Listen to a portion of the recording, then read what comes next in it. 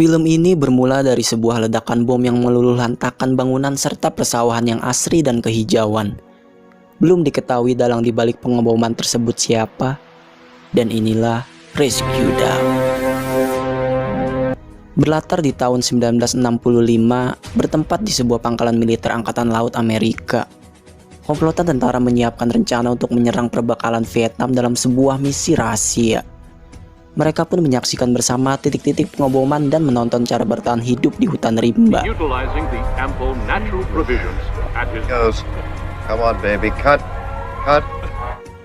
Dialah Dieter Dengler, seorang pilot pesawat tempur Amerika Serikat yang ditugaskan dalam misi tersebut untuk pertama kalinya.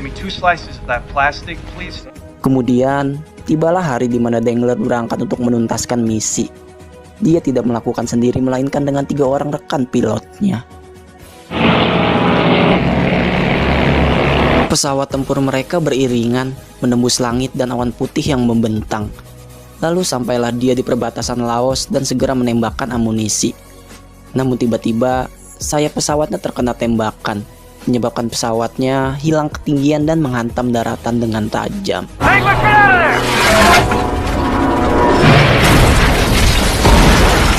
Untungnya, dia berhasil selamat dari kecelakaan tersebut. Namun naas, dia mendarat tepat di tempat pasukan Vietcong bersarang. Dia pun dikejar dan bersembunyi di dalam hutan.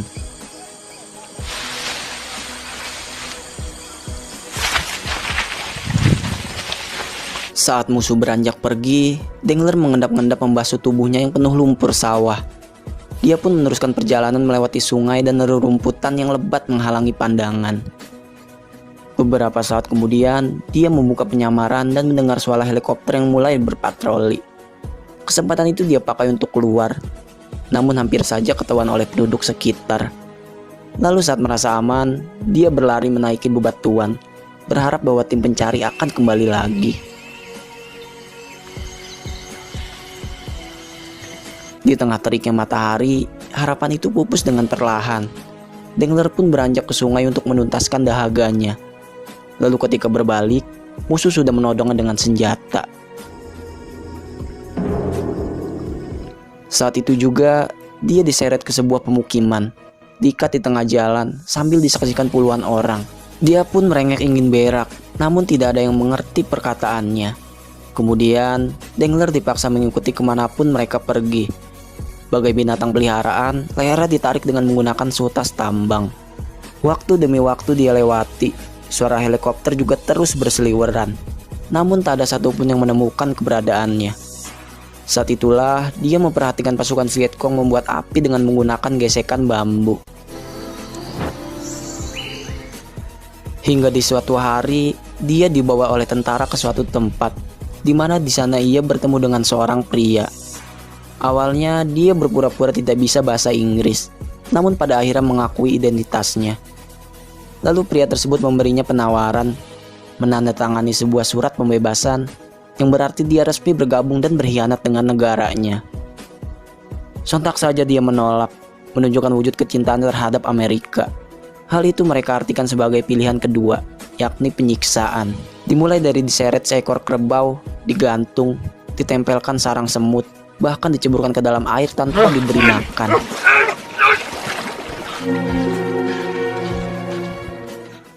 Belum puas dari itu semua, dia juga dibawa ke tempat pengasingan, sebuah camp di mana dia dimasukkan ke dalam gubuk bambu dengan status seorang tawanan. Sampai yang paling mengejutkan, mereka memasung kakinya agar tidak bisa kemana-mana. Beberapa waktu kemudian, dia diizinkan keluar dan berkenalan dengan 5 tawanan yang sekampung dengannya, di mana mereka semua memiliki bentuk yang lebih kacau darinya. Dialah Gen, pria yang sudah 2 tahun tertahan. Juga ada YC, orang Asia yang bekerja untuk Amerika. Begitu juga Visit dan Pochet yang berstatus sama seperti YC. Dan terakhir yang belum lama bergabung bernama Duen. Lalu Gen mengenalkan pada penjaga-penjaga camp. Mereka menciptakan panggilan sendiri dimulai dari yang paling kejam yaitu Hitler, yang paling baik bernama Jumbo, serta yang paling gak jelas yang suka jumpalitan. Kemudian mereka dikumpulkan dalam satu gubuk yang sama. Di sanalah Dengler memberitahu niatnya ingin kabur dalam waktu dekat. Namun Gin melarangnya. Dia meyakini bahwa penjaga pasti akan membebaskan mereka jika waktunya tiba. Hal tersebut Dwayne anggap sebagai omong kosong belaka. Sambil berbisik, dia berkata bahwa Dangler tidak akan bisa melarikan diri di tengah hutan tanpa adanya air. Memang gubuk ini bukan penjara, namun hutan di luar sanalah penjara yang sesungguhnya. Upaya kabur di siang hari juga sangat mustahil, karena ada 6 orang giat mengawasi. Dangler pun menjawab bahwa dia akan kabur di malam hari. The jungle is the prison. Don't you get it? You won't make it out of camp. There's 6 guys. Lalu seperti tertampar, malamnya dia dipasung dengan posisi zigzag bersama yang lain. Boro-boro berpikir kabur, bahkan Dwayne tidak bisa bergerak dan berak di tempat. Kemudian Dangler iseng bertanya, apakah ada paku di sini? Namun mereka tidak punya, karena semua properti terbuat dari bambu. Tapi tiba-tiba saja Pochet mengetahui. Esok paginya, mereka bekerja sama mengalihkan perhatian penjaga. Saat itulah Dangler mencabut paku yang sudah dia incar. Kemudian dia pun menggetok dan mengasah paku tersebut hingga tipis seperti kemauannya. Lalu saat malam tiba, terjawablah mengapa dia sangat membutuhkan paku, di mana paku itu ia gunakan untuk meloloskan tangan mereka. Pagi harinya, pesawat Amerika berpatroli. Saat itulah para penjaga didera rasa panik yang berlebih. Padahal pesawat tidak mungkin juga menemukan mereka dari jarak sejauh itu. Dwayne pun menjadi sasaran kemurkaan Hitler dengan luka di telinganya. Kembali malam hari, Dangler melafalkan doa pada Tuhannya, berharap hujan cepat turun agar mempercepat rencana pelarian diri. Namun Gen lagi-lagi melarangnya, mengancam akan berteriak jika dia tetap nekat kabur. Dasar anak setan. Kemudian pada suatu hari, seorang penjaga menggunakan senjata amatiran, hingga peluru itu muncrat bebas dan menyebabkan mereka tiarap dengan segera.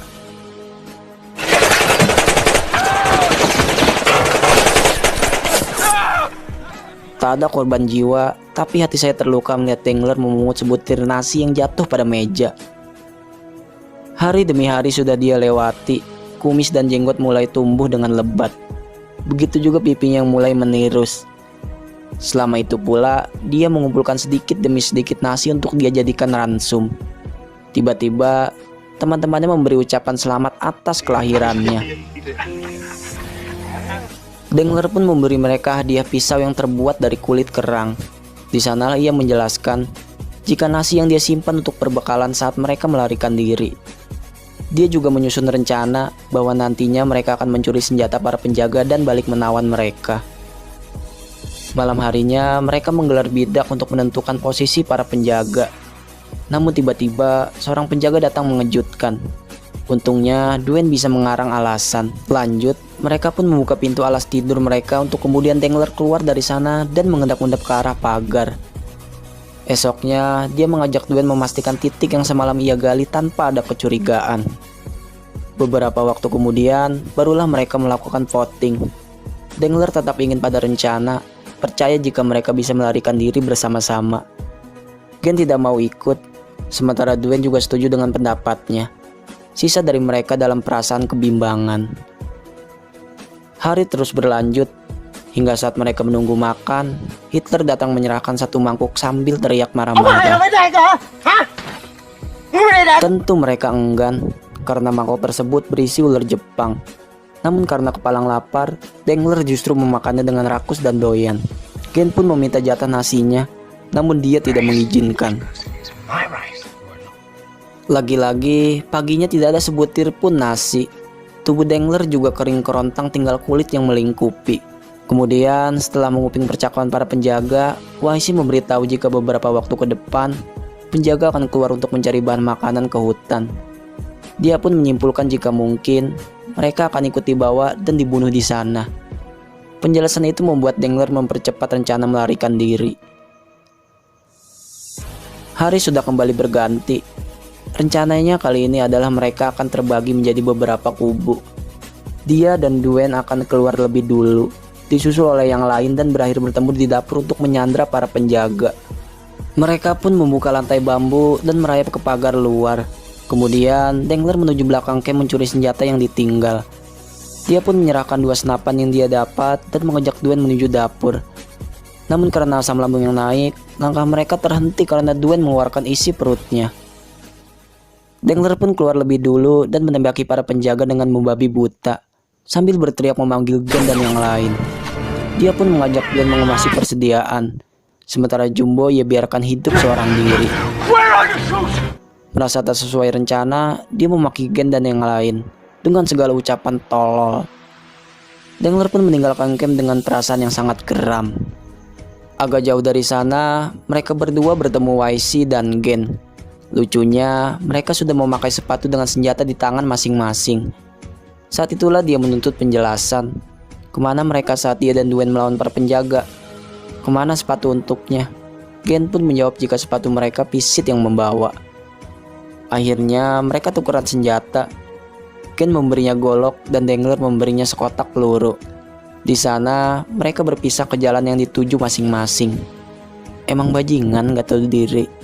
Udah diselamatin malah kabur duluan ya, si bangsat emang. Singkat waktu mereka berdua terjebak hujan, berusaha menutupi badan dengan selembar daun pisang, hingga Dwayne membuka sekepal nasi yang mereka bawa. Namun baru satu suap menuju tenggorokan, tiba-tiba banjir datang dan menghantam tubuh mereka. Terbalut kotoran lumpur, mereka bersandar pada bebatuan dengan wajah syarat akan kesedihan. Kemudian waktu bergulir, pakaian basah mereka sudah kembali mengering. Dia pun mengajak Dwayne terus berjalan karena feelingnya berkata bahwa di ujung sana terdapat aliran sungai menuju Thailand. Setelah mengasruk di pepohonan, mereka mengikuti aliran sungai dengan memakai getek yang mereka buat. Dengler betul-betul berperan setia, membiarkan Dwayne naik sendiri di sana. Lalu tiba-tiba aliran kian membesar. Mereka baru menyadari jika tak jauh lagi air terjun sudah menanti. Secepat itu mereka berpegangan satu sama lain dan beranjak ke tepian.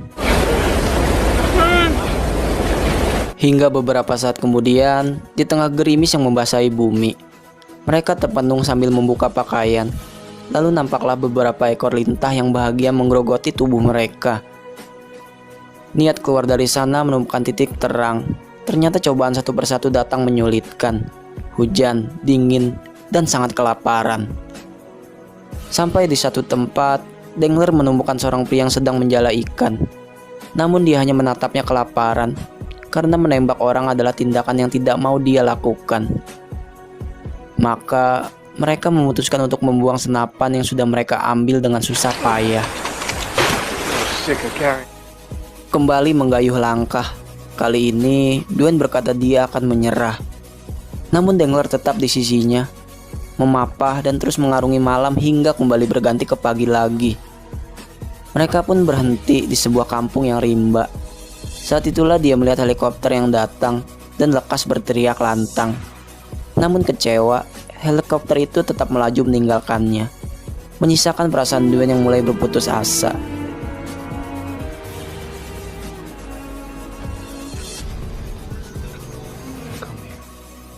Kemudian Dengler membuat api yang besar, berharap esok keberadaan mereka akan tampak dari atas sana.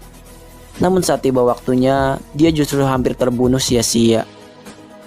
Terbangun dengan tubuh ringkih dan bergetar, Dwayne menemukan Dengler yang menunduk lesu. Lantas setelah upaya yang gagal, mereka pun melanjutkan perjalanan menyusuri hutan. Sampai di tengah jalan, mereka melihat bocah yang membawa seember air. Mereka pun mengiba, meminta belas kasihan. Namun bocah itu tak mengindahkan. Justru yang terjadi adalah penduduk datang meneriaki mereka dengan ucapan Amerika. Mereka menodongkan senjata, lalu tiba-tiba saja melayangkan parang tajam yang merobek paha Dwayne. Tak cukup dari itu, mereka juga menebas kepalanya hingga buntung. Hal itu membuat Dengler berteriak seraya mengeluarkan goloknya tak tentu arah. Dia pun berlari sekuat mungkin dan bersembunyi dengan rasa takut yang menyelimuti. Keesokan harinya, dia menemukan makanan sisa dari para tentara. Dia pun menikmati malam yang sunyi dengan sepotong ikan dan bayang-bayang tentang Dwayne yang kedinginan. Paginya, dia menangkap seekor ular dan memakannya hidup-hidup. Lalu tiba-tiba harapannya bersambut. Sebuah pesawat melintas melewatinya. Sesaat kemudian, 2 helikopter juga datang untuk menyelamatkannya. Meski sempat tertatih-tatih, terpeleset beberapa kali, bahkan ditembaki oleh Vietcong, dia pun berhasil naik dengan wajah cengengesan yang terpancar jelas. Dengler pun segera mengenalkan identitasnya, di mana kodenya merupakan rescue dan yang berarti penyelamatan fajar. Sampai di pangkalan, dia segera diamankan oleh pria berjas karena misinya bersifat sangat rahasia. Singkat waktu, dokter telah memeriksa keadaannya. 2 pria itu juga tetap mengawasinya. Di sisi lain, sebuah helikopter baru saja mendarat. 4 orang itu turun membawa kue ulang tahun yang amat besar. Kemudian kembali pada Dengler. 2 pria itu mulai menginterogasi, memaksanya menjawab tentang tentara Vietcong yang telah menahannya. Hingga wawancara itu diinterupsi oleh kedatangan teman-temannya. Mereka pun melepas rindu dengan berpelukan, lalu meminta waktu pada penjaga dengan alasan menyerahkan surat dari tunangannya. Kemudian saat penjaga pergi, teman yang bernama Spook menjelaskan jika 2 pria tadi adalah anggota CIA yang nantinya akan membawa dia ke Guam untuk diinterogasi. Itu berarti Dengler tidak akan bisa kembali pada pesawatnya lagi. Maka saat mereka pergi, Spook menyempatkan waktu menemui CIA untuk berkata jika Dengler sangat tercekat dan mungkin memerlukan waktu untuk istirahat. Mereka pun berlari mendorong meja roda hingga mencapai landasan, mengajak Dengler ikut serta yang sejak tadi mereka sembunyikan di kolong meja. Helikopter mereka terbang, diisi dengan tawa lega dan bahagia. Tibalah mereka di pangkalan militer Angkatan Laut. Namun dia disergap kebingungan lantaran dek sepi tak ada orang. Kemudian helikopter mendarat, ia pun disambut ratusan orang yang berkumpul menanti kedatangannya. Masih menjadi orang linglung, dia diberi penghormatan selamat datang, lalu diserbu dengan pelukan. Good to have you back.